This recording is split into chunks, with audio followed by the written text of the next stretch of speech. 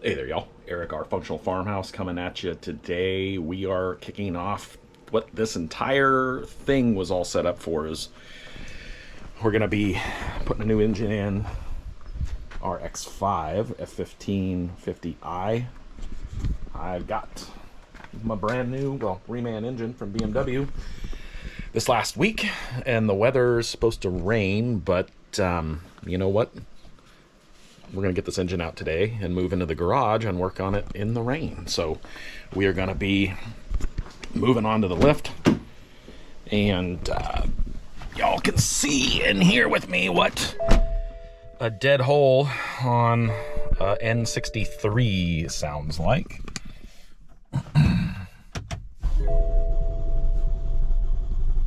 And it knows it does this deal. We've got all the warnings, and we've got multiple cylinder misfires, and the car's not happy. But we've been sitting for a minute, and it is time to put this to bed. So we're going to get on the rack here, and we're going to pull this engine out. All right, we are removing the engine and cradle right now, and it got snagged on one of the pins on the driver's side. There was a 8mm headed body screw that had bound that up and got that caught up. So we removed that and got it removed without much fanfare, and we left the struts on because we were replacing those on the bench once we got this out.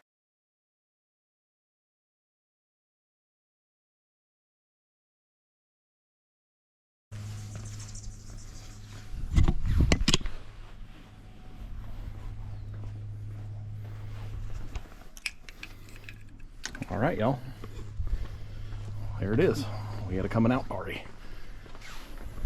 All right, y'all. We have removed the engine transmission subframe assembly off the vehicle, and I've got a low garage, so I am removing the transmission here. We're going to stick this guy somewhere safe, out of the weather, and then I'm going to work on getting the engine onto my stand, and then I'm going to get the new engine onto my lift cart. I ended up using this wooden stand. I got this from a client, and I made it Phillips play table, and now with these rollers that I built for the lift, it worked out great, and my hoist goes high enough to clear this whole thing. And I'm going to pull the axles out. We're doing new Bilstein B6 shocks and struts.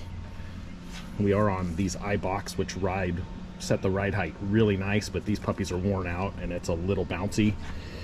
And we're doing it. We're going the full Monty. I just ordered all new injectors, high pressure pump, new alternator starter, new idler pulley, tensioner belts. We're gonna do I got to go through all the coolant hoses once I get this disassembled, because there are some for the turbos that come down in here. You know, there's stuff down in here that you can't get, and we were due, whether this didn't drop a cylinder or not, the back end was starting to weep coolant through a couple of plates, and we are at the age to have a starter go out. We're 11 model years up, 133,000 miles, and you know, cars are easy to work on, cars are hard to work on. I don't want to get back into this project after taking this thing out and going back in for pissy stuff like changing the alternator out. I'm biting the big weenie, and we're doing it, and we're gonna see what else comes about. Something on this side, that number 5 has damage, and we got another video. I'll relink that video, or a couple of stills, but something happened. I need to see what happened because it's not clear, and I don't know. We'll see. All right, y'all. We have spent the better part of the morning, early afternoon, getting the engine transmission off the subframe and getting that stowed away.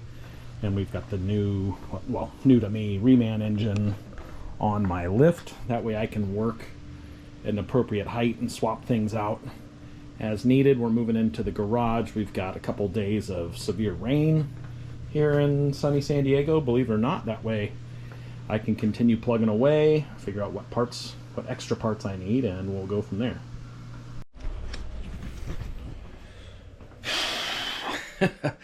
All right, y'all, this segment we are fully undressed with the old engine. We've got parts kind of laid out, tools, multiple tables, multiple stands, bags of BMW parts. I've already been putting some of the OE replacement on the reman engine out here, and we're going to start assembling in order. I am going to package up the core, get that in the box. I've got more special order parts to pick up for this tomorrow, so I'm going to take the core back, hopefully keep it out of the rain, but try to get that out of my way because it's taking up a ton of space. So we'll have a next segment. We'll be loading the engine back in the cradle. All right, y'all, today is another progress report. We have the reman engine just about fully dressed. I'll get the flywheel or flex plate on once I get this back on the subframe. And I screwed up. I got a little zealous. I pulled a little too hard and I broke this positive crankcase vent line. I've got one coming tomorrow, and then I can button up the rest of the secondary cooling system. And over here I'm rounding out my front end with new sway bar links, and I've got new upper arms, and then we're doing new motor mounts while we're in here, and we're just plugging away. I'm doing Bilstein B6 shocks and struts, and I thought that the front went together great. Those are still on the bench, but both of these lower bolts had severe galling and it pulled all the threads out. I used a 1/2-inch ratchet. I did not use an impact on this, but water can get in there, and there must have been just enough corrosion, and it pulled all the threads. So I've got a helicoil kit coming tomorrow, so I can drill those, put the thread saver in, get these in. I'm going to get my PCV hose on. We're going to get that on here. Then this is going back up on the cradle. Transmission will go back, and we'll get this sucker hopefully in the car, depending on when I get my parts. So we're plugging away, y'all. We're plugging away. All right, y'all, this part of the process, I'm doing the upper control arms on the front of the BMW, and the fender liners have to come out. Now, I dealt with 2 different body shops on front end work, and I have to take the fender lips and liners out to get to these, but this is the correct size rivet that goes through and holds the lip into the liner. This is not the correct size rivet. 2/3 of my rivets are the wrong size. This is almost entirely attributed to someone without the proper knowledge on what they're doing, and they had whatever they had in stock, and they threw it at the car. You know, this has a combinations of these rivets and whatnot, but you know, to only have 5 out of 16 be the correct reach, that's why I'm doing what I'm doing on this. And we finally got to the flywheel. I haven't seen this in a while on a European car. Again, I've been out the game a minute, but the bolt holes go completely through the end of the crank and into the crankcase. And I lost a little bit of oil. It scared the absolute bejesus out of me when I was getting the forklift, getting this up on the subframe. So I've got 9 bolts, and BMW, of course, only sells them in packs of 10 for odd reason, but there it is on this one, y'all. So we're next phase, getting a transmission mounted, and then we'll be getting this part back into the car. I've got some rain coming up, so we'll see how this moves forward. All right, we're out doing the upper control arms, and it's really easy to do work when you can get to it. But this, the inner fender liners have to come out. There's a cover for the DMEs here. And these are not blind, so there's nuts on the outside of each of these. And, you know, once you have all of this removed, it's a no-brainer. Oh, and of course, getting the coil and having everything out of the way helps on that front too. But this is the last piece on the front, and we're going to be wrapping that up with our new struts up here. That way we're all fresh on reassembly.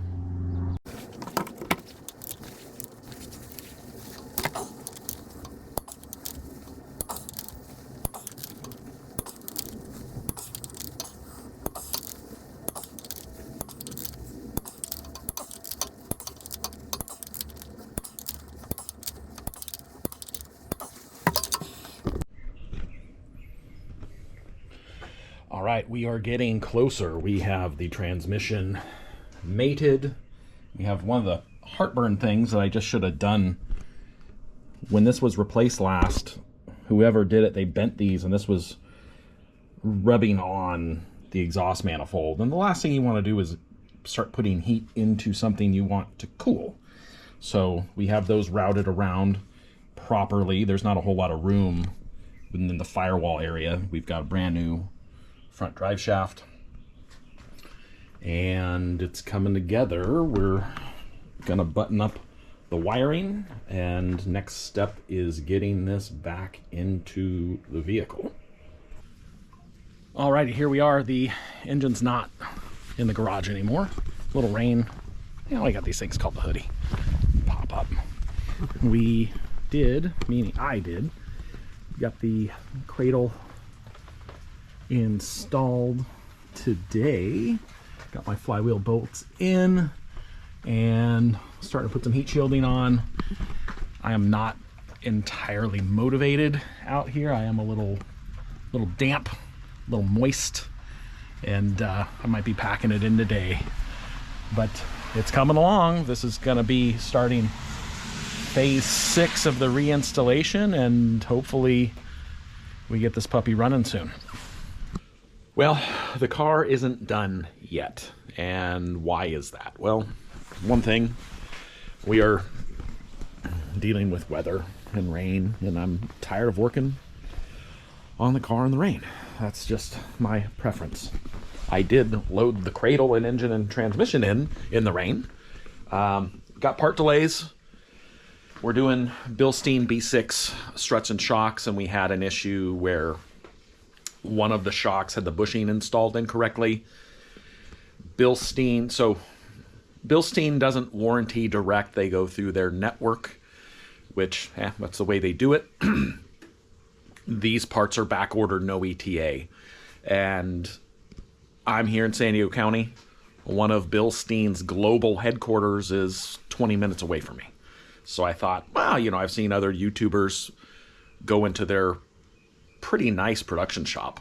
I thought, I don't know why, but I thought, yeah, I'll just give them a call and see, probably just drive it down, you know, maybe drop it off. They'll fix. No, their answer was, hey, you know, send it back. And I found one on Amazon, so maybe you ought to buy that one.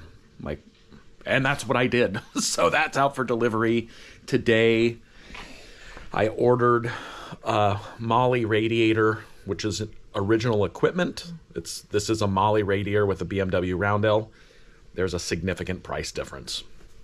I was supposed to have this part a week ago. It just shipped last night, so that's another couple. I'm not going to have that for 3 more days. And in my zest to clean up the work area, I screwed up and I threw away not 1 but 2 cooling system parts. So yeah, I've looked, I can't find them. So I've got to go back to, I don't have time to order them online and wait a week, so I'm going to go back to my local BMW dealership, and I'll have those tomorrow, which is going to be a Friday. And these delays are adding up. You know, I was trying to be mindful and not over purchase parts while I was in there replacing things, but the dealers don't stock anything. It's all in their LA depot. So every time you need something, it's the following day. So delay after delay. So all told, from the time I first got the vehicle on the hoist at the beginning of this video to today has been under 2 weeks. And I'm hoping to have this done by the Sunday coming up for me, which would put this project at a two-week timeline. I have not been working on this for the 2 weeks. Could it be done faster? Way faster. This would have been, even at my leisure, going around stuff, a 4 or 5 day project if I had all the parts here. But I don't. So I've been dealing with delays, and I had my shocks, you know, we had those bolt gall. That was a whole nother repair that was unforeseen. And it's just, this is a big project on this vehicle. It's not anything that's impossible, but there's just a lot of facets and layers of this onion. And it can be done, but it's the delays that are kind of killing it, because I need to get my vehicle back on the road. That's why we put the hoist in. That's why we did all this thing, was just for this vehicle and this repair. This segment, we've got the ECU hooked back up. I've got my air boot back in. Still waiting on the radiator. That is supposed to be coming today. But I just hooked the batteries back up so I can use the doors and whatnot. And I've got my fuel line disconnected. So every time you touch a door handle, this thing primes the fuel pump. And I need to cycle the engine for the 30-second run-in to circulate the oil. So we're going to do that super quick here.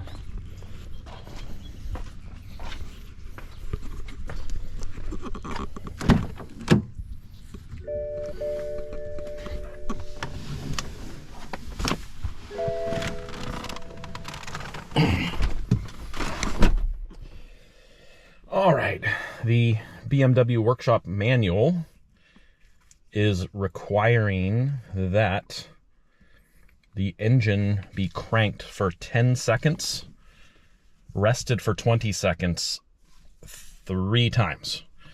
So here we are in the car. We are going to set it up. I got my stopwatch. We're gonna set the crank.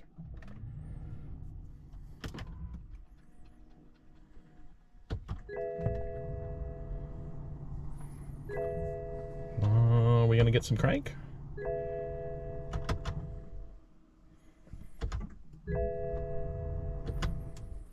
And we are not cranking.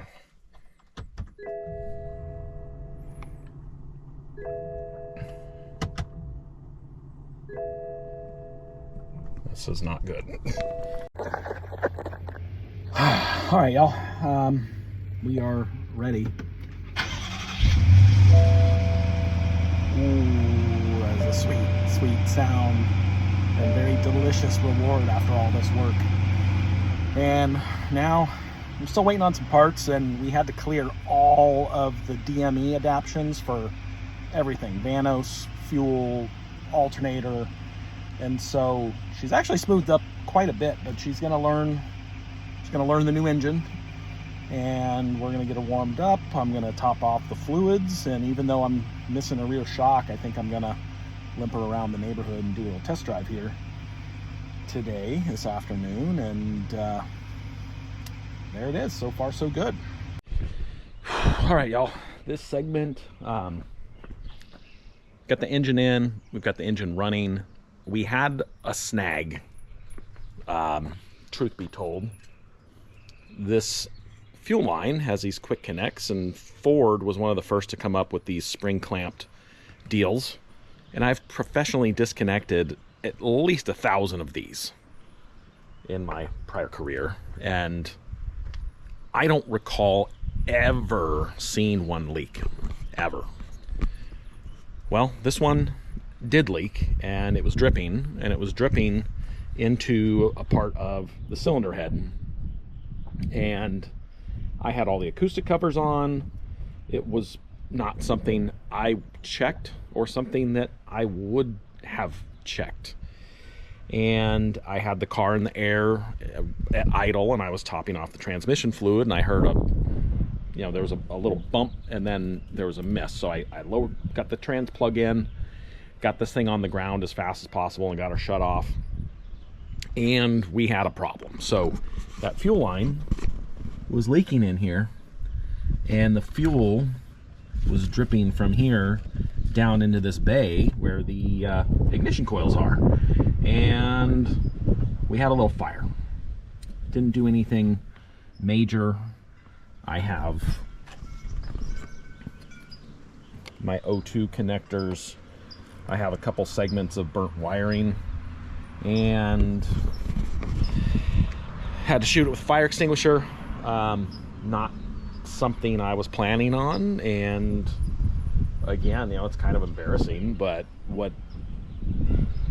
who would have thunk? You know, I've had that particular hose off at least half a dozen times working on this, and now we're just going to patch the wiring up. We've got connectors coming. It is we're day 17. I still don't have my rear shock. I've ordered 3 of those now, and the first one went back. I ordered a second one when I talked to Bill Stein customer support, aka warranty. They said, oh, well, I see one on Amazon and I see one on Tire Rack, so why don't you just buy one of those? Okay, so I went on Tire Rack because I've used them, and it would not let me select that one shock. It would only let me select the full package, so I couldn't even check out there. And so I went to Amazon and I bought it, and guess what? It never got fulfilled. So I had to go to a fourth vendor, and I ordered it, and it got shipped, and it was supposed to be here 3 days ago, and it's somewhere in Texas. I am not in Texas, and FedEx is telling me there's no tracking, you know, there's no update. So that's on hold. I still can't drive the car, but I do need to top off the transmission fluid. I need to charge the AC, and I need to burp and top off the cooling system, so I do need to run the car some more. So this is an unforeseen snag that we're just dealing with, and we're gonna get over that hurdle and we're gonna move on.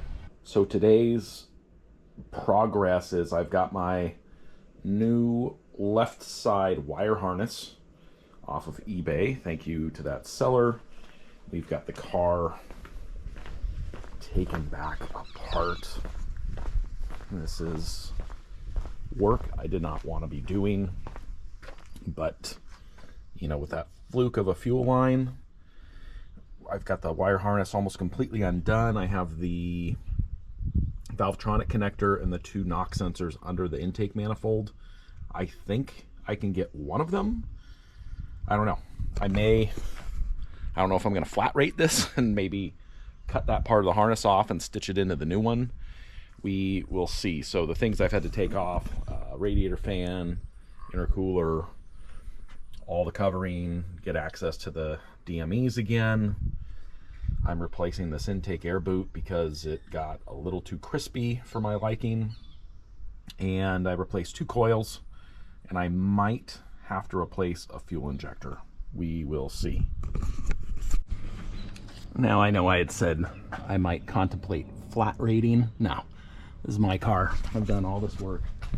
And that last knock sensor, you can see possibly those yellow wires behind the transcooler lines, and that knock sensor. I can just see the connector, which means I can get it. So I had to pull the axle. I'm not fond of doing that because I've got to reset.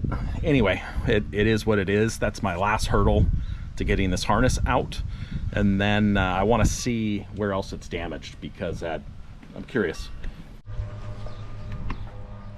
All right, we have the harness out.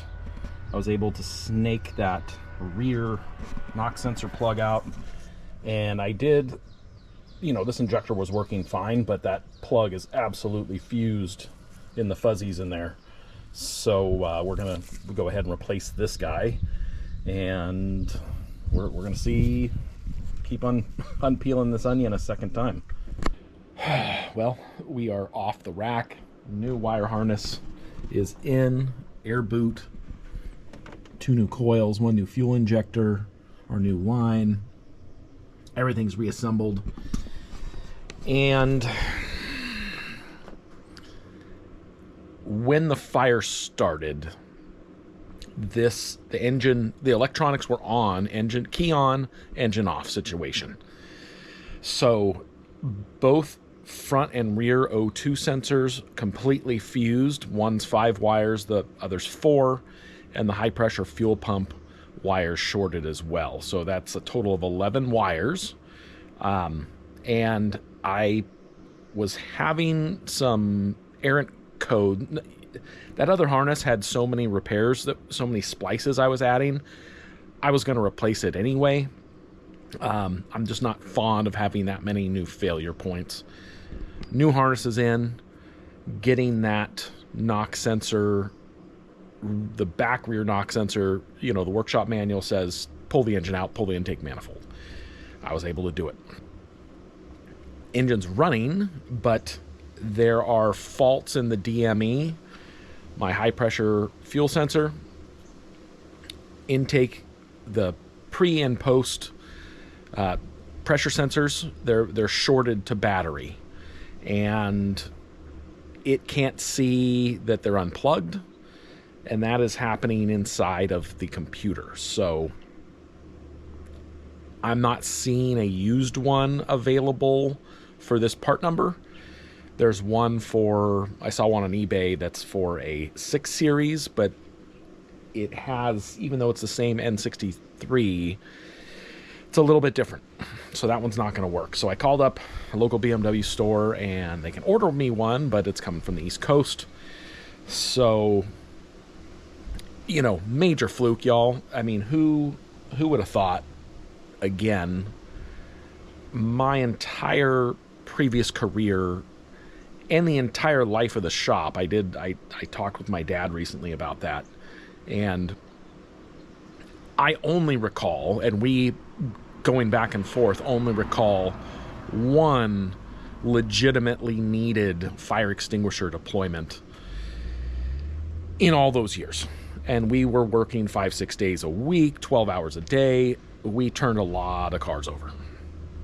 The second fire extinguisher I deployed was in my own driveway. Who would have thought? And the way this cylinder head valve cover situation works is there's a lot of room down inside where the fuel injectors go. You can't see it really. The GoPro's not picking it up. But that galley filled with fuel. This fuel pump is really high volume. And when that sucker lit off, there was at least a quart of fuel caught up under there.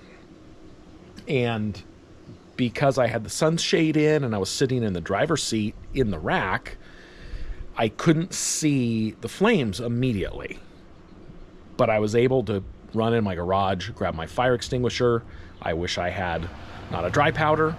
But, running through my mind was, is the cleanup going to be worse or the car burning down? Let's figure this out, Eric. So one tiny little shot, put it out. The fuel boiled out really quick. It's very hot in there. And so there it is. We're gonna I'm gonna get that computer ordered, and we are coming into week 3. We're day 21. So this has been a lot of downtime. My transmission isn't topped off. Right now my front diff is empty. I saved that oil. I had to pull an axle, and the fluid was brand new, and those things cost $50 a half quart, and it takes a quart. So it's $100 in fluid. But I can't fill the front diff because my fluid transfer pump is full of the ZF8 transmission fluid right now to top off the tranny. So I got to do that. I got to charge the AC still, and this is just getting really long in the tooth, unfortunately, but this is what it is. You can tackle this kind of project, but shit happens, y'all. So today we are waiting on that wire harness. It's out for delivery, and we figured it was time to just tackle this fuel pump. So the fuel pump in the F15 twin turbo V8 is on the passenger side. The workshop manual shows it being on the driver's side, and really you need to take both seats out to do this. There's not enough room to pull this carpet back with one, and I had to get help with the second seat. That 60% was freaking heavy, man. And this pump, of course, there's 4 things that happen inside. There's a ground wire that goes deep inside that's a pain in the ass, and then we have the pusher fuel and then the return fuel lines clip in here. So this is not the easiest of these, but it's, you know, just a little more work, a little more tedious. And I was down there when I was filling up the trans fluid the first time. That old pump was just screaming. You could hear it. That commutator was just buzzing. It wasn't going up and down, but you know, 132,900 miles, it's ready to go. And that's one of those things that they just die and then you're stranded. So more preventive maintenance on this part.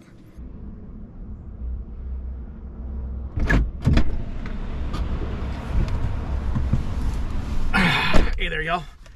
We are at our BMW store here, and I got DME number 2. It is pre-encoded for our VIN, and I don't know how many service functions I'm gonna have to do. I'm gonna get it in the car and then we'll see. And fingers crossed that it's the last possible thing it could be.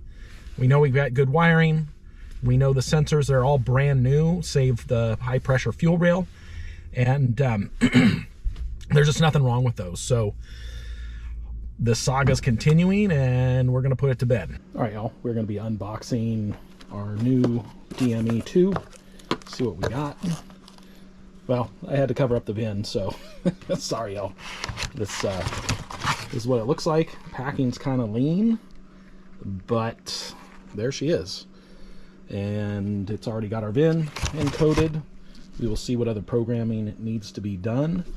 And I have already done a ignition coil driver repair on DME number 2. So my heartburn on this isn't so bad, but every penny I saved on that wire harness, I spent on this computer. So all in all, this little fire boo-boo, I'm just about $3,000 exactly in just parts. So major bummer, but I gotta get this car on the road. Key tip time, y'all. If you pull out all these harnesses and you didn't take a good look at what goes where, you're gonna end up like me, and you're gonna see this ECU, well, DME plug, coming from the body side. And the way this loops in here, it looks like it goes on DME number 2 in the front, and it does not. It goes on DME 1 in the back. So if you're ever in here and you're having bank 2 problems, transmission control problems, there's a reason, and that is one of them.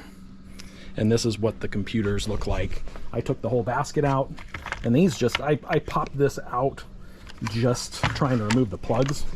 That's what this looks like. And these cooling lines are from the intercooler secondary cooling system. And obviously BMW feels strongly enough that they want these hard lines going around the whole back. These obviously get warm enough, and or in cold climates you want to warm them up. I don't have that problem here. Yoink! I'm finally where I was 2 weeks ago. Gonna go take it on a drive, so come along, y'all. Alright, y'all. We are on our first true official test drive. There were a couple of odds and ends that needed attention yesterday as far as encoding the computer to the vehicle, and I had a plug mismatched. I had one plug in the wrong connector, which is causing me to go in a limp mode with no boost, and I addressed that today. Got a full tank of fresh fuel, and yeah, we're just plugging away. So we're just out driving, putting some miles. I'm on 21 miles so far total from leaving the house, and we're hoping to wrap this thing up. I just need to get the car detailed inside and out because it's freaking filthy. It's got tons of bee pollen from it being outside on the rack, and we're gonna get that cleaned up, get the wheels refinished again, and what's the last thing? Oh yeah, the Bilstein, the B6 on these iBox, it's tight, it's taut, it's got that German tightness to it, which is nice when you're a little more aggressive, but with the 285s on the front and 325s in the rear, with these new shocks and struts, you feel a lot of road. It's just one of those trade-offs of going more aggressive. And this came stock with the 19-inch run flats, square 255s, and those things were awful. Actually, when we went to the 21s with the Michelin Pilot Cups, it actually felt like it rode better. So just some impressions, and hoping to put a pin in this one. Just get the adaptions worked out, get some kinks. We're out here on one of our awesome back roads, one of the benefits of living out in the country but not far from things, and gives us a chance to put some miles on, kind of cruise, enjoy the scenery. And yeah, so we're gonna be heading back, gonna triple check both primary and secondary cooling systems, and that should be that. I plan on changing the oil at 500 miles, and should be good to go. If you got any questions for me, hit me up in the comments, and as always, don't forget to comment, like, and subscribe, and we'll see y'all on the next project.